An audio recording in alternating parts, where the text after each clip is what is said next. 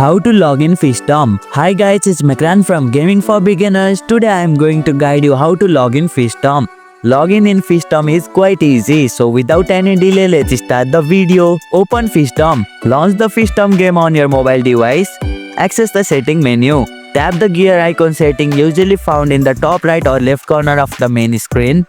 Choose the login method. You will see option to log in through Facebook or Google Play. Facebook. Connect your game to your Facebook account to save your progress and sync across the devices. Google Play for Android user. Log in using your Google account to save your game progress. Enter your credential if required. If you are choosing to log in through Facebook or Google, enter the credential for the selected account.